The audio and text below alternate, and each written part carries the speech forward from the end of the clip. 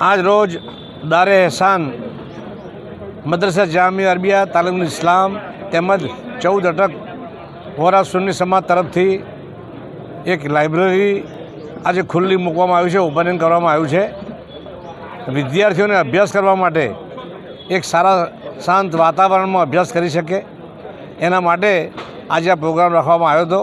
એમાં ડૉક્ટર મોહમ્મદ હુસૈન અમારા મુખ્ય મહેમાન હતા. વડોદરા ફૈદ હોસ્પિટલ અમારા શેખુલ હદીસ મૌલાના ગુલામ સાહેબ અને આણંદ મદરસાના મોહતમીમ હાફિઝ અફઝલભાઈ તેમજ નાયબ મોહતમીમ મૌલવી સાજિદ અને તમામ મહેમાનો સાથે હતા. આણંદના નાગરિકો આગેવાનો બધાએ ભેગા મળી અને આજે જે ઓપનિંગ કર્યું છે એ ખરેખર સમાજને લાભદાયી છે અને દરેક સમાજને તમામને અહીં આવવાની અને અભ્યાસ કરવાની છૂટ આપવામાં આવી છે.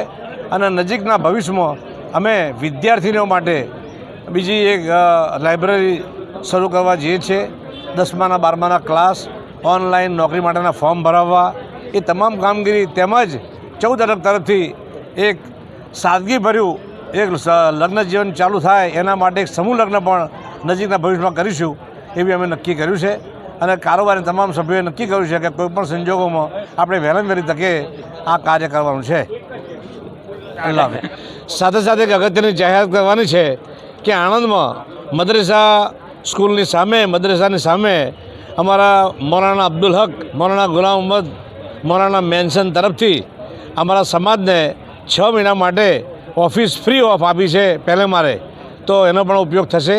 અને તેનાથી ઓનલાઈન જે નોકરી કરવાનું હોય કે ભાઈ કોઈના ફોર્મ ભરવા ઓનલાઈન ભરાવા તમામ વ્યવસ્થા કરવાની શરૂઆત કરીશું.